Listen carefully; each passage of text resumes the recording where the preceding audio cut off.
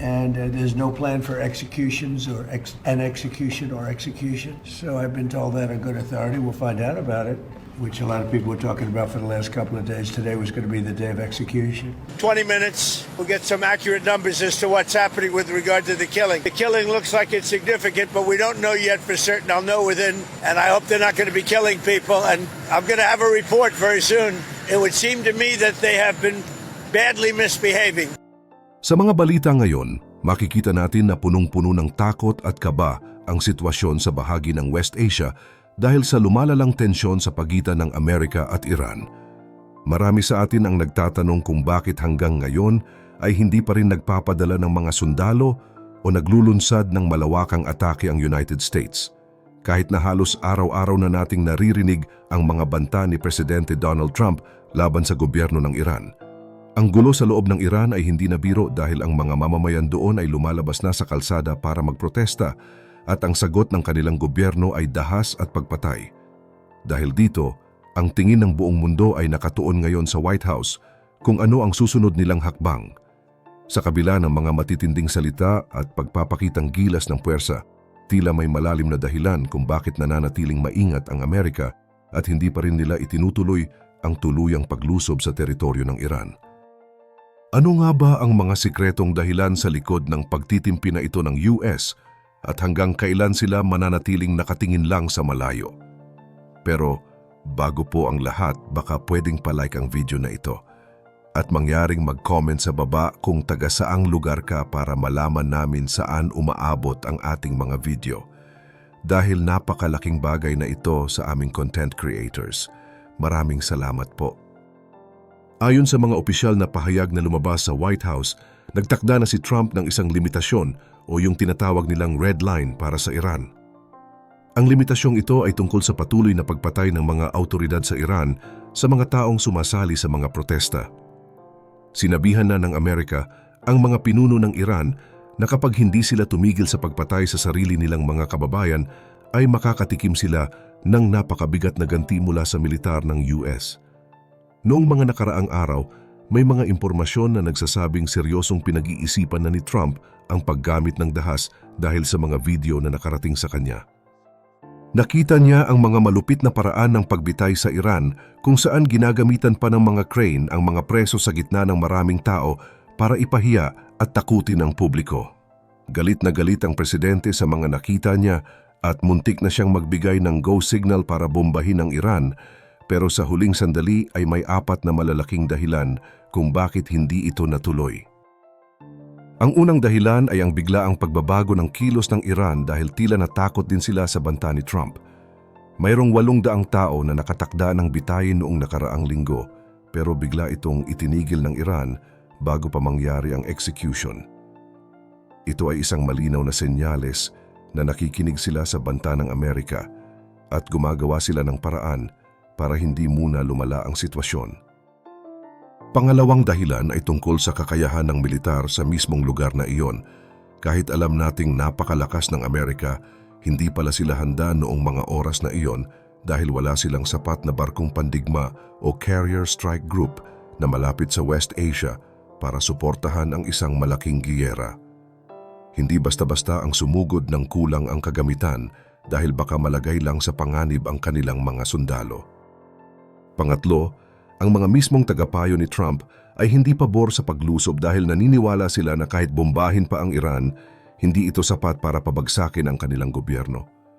Baka maging sanhi lang ito ng mas malaking gulo sa buong mundo na mahirap ng kontrolin. At pang-apat, iniisip din nila ang magiging reaksyon ng ibang bansa sa paligid dahil ayaw nilang magkaroon ng malawakang giyera na aabutin ng maraming taon. Sa ngayon, pinipili muna ng Amerika na bantayan ng maigi ang bawat kilos ng Iran habang ginagamit ang ibang paraan para pasunurin sila. Bukod sa kakulangan ng gamit at pag-atras ng Iran sa mga pagbitay, may mas malalim pa palang usapan sa loob mismo ng White House. Ang mga pinakamalapit na tagapayo ni Trump, kasama na ang kanyang special envoy na si Steve Witkoff, ay hindi kumbinsido na dahas lang ang tamang solusyon sa ngayon. Noong tinanong si Witkoff tungkol sa posibilidad ng pag-atake, ang naging sagot niya ay mas gusto nilang idaan ito sa maayos na usapan o diplomatikong paraan. Mukhang naniniwala ang kanyang mga tauhan na ang isang malaking pagsabog sa Iran ay hindi lang doon matatapos, kundi baka maging mitya ito ng isang malawakang giyera na lalamon sa buong rehiyon ng West Asia. Hindi lang din ang mga taga-Amerika ang nagdadalawang isip dahil maging ang kanilang mga kakampi sa Middle East ay nagbabala na rin kay Trump. Ang mga bansang tulad ng Saudi Arabia, Qatar, Oman, Turkey at maging ang Israel ay nagparating na ng mensahe na huwag munang ituloy ang plano. Bakit sila tumutol? Para sa Israel, sa tingin nila ay hindi pa sapat ang hina ng gobyerno ng Iran para tuluyang bumagsak kahit bombahin pa sila. Ang ibang mga bansang Arabo naman ay natatakot sa magiging epekto ng gulo sa kanilang sariling mga teritoryo. Ayaw nilang kumalat ang apoy ng giyera sa kanilang mga pintuan dahil siguradong damay ang kanilang ekonomiya at seguridad kapag gumanti ang Iran. Dahil sa mga payong ito, tila napaatras muna ang Amerika, pero hindi ibig sabihin na tapos na ang banta. Habang nag-uusap ang mga leader, may malaking galaw na nangyayari sa dagat. Ang USS Abraham Lincoln na isang dambuhalang barkong pandigma na puno ng mga fighter jets ay pinalayas na mula sa South China Sea at ngayon ay mabilis na naglalayag papunta sa West Asia. Ang pagpapadala ng ganitong karaming armas ay isang paraan para lalong dagdagan ang pressure sa Iran. Binibigyan nito si Trump ng pagkakataon na sumalakay sa kahit anong oras na maisipan niya. Sabi nga ng spokesperson ng White House, tanging ang presidente lang at ang iilang malapit sa kanya ang nakakaalam kung ano talaga ang plano nilang gawin sa mga susunod na araw. Magkakaalam, share ko lang story ko. Dumating ako sa point na isang income lang hindi na sapat para sa pamilya ko. Kaya naghanap ako ng extra income at oo, marami rin akong pinagsisihan na online courses at online materials. Pero may natutunan ako. Dahil doon, unti-unting guminhawa ang buhay ko. May savings na, may bahay, may sasakyan, at nakakapag-travel abroad. Kaya gusto ko lang i-share ang mga nakatulong sa akin. Inipon at compile ko lahat ng online course at online materials na alam kong makakatulong din sa iyo. Litan ang link sa description at comment section. Ngunit may isang anggulo pa tayong dapat tingnan. Paano kung ang lahat ng ito ay isang malaking laro lang o isang ruse?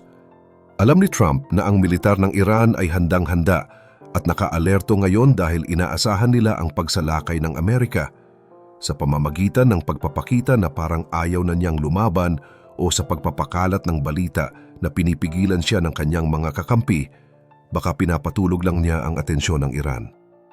Kapag naging kampante na ang Iran at ibinaba na nila ang kanilang depensa, doon posibleng mangyari ang isang biglaang atake na hindi nila inaasahan. Kilala si Trump sa ganitong uri ng estilo kung saan mahirap hulaan ang kanyang susunod na hakbang. Kung babalikan natin ang kasaysayan, hindi ito ang unang beses na naging ganito kainit ang tensyon sa pagitan ng dalawang bansa.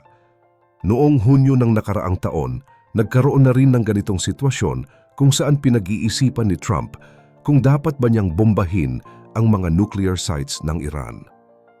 Noong oras na iyon, sinabi niya na magdedesisyon siya sa loob ng 2 linggo.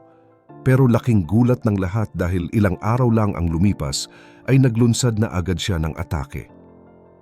Ito ang dahilan kung bakit marami ang kinakabahan dahil si Trump ay itinuturing na isang wild card o isang leader na napakahirap basahin ang susunod na gagawin. Maaari siyang magbago ng isip sa loob lang ng ilang minuto depende sa sitwasyon. Bukod sa galaw ni Trump, ang isa pang malaking dapat nating bantayan ay ang nangyayari sa loob mismo ng Iran. May 2 bagay na pwedeng maging mitya ng pagsugod ng Amerika, ang muling pagkakaroon ng malupit na pagpaparusa sa mga rallyista o ang pagpapatuloy ng mga public executions. Sa ngayon, wala pa tayong nakikitang bagong balita tungkol sa mga bitay sa gitna ng kalsada, pero ang nakikita natin ay ang mga paglilitis sa kanilang mga korte. May mga lumabas na footage kung saan makikita ang mga babaeng nagproprotesta na kinakasuhan ng gobyerno. Ang isa ay umaming nagkamali siya sa kanyang ginawa, habang ang isa naman ay pinararatangan niya na nakikipag-ugnayan siya sa bansang Israel. Dahil itinigil ng Iran ang mga executions, Binigyan nila ang Amerika ng isang paraan para umatras muna sa giyera nang hindi napapahiya.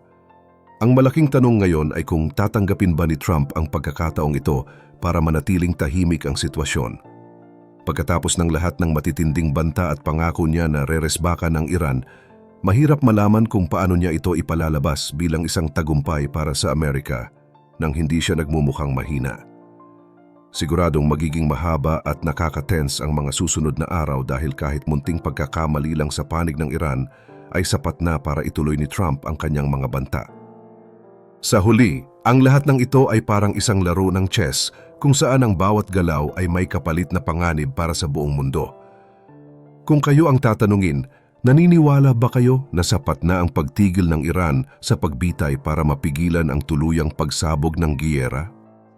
O sa tingin nyo ay naghahanap lang talaga si Trump ng tamang dahilan para ipakita ang lakas ng Amerika sa buong mundo? Ano ang masasabi nyo sa ganitong uri ng pamumuno? Ibahagi mo naman ang sagot mo sa ibaba at huwag kalimutang mag-like at subscribe para sa mas marami pang updates gaya nito.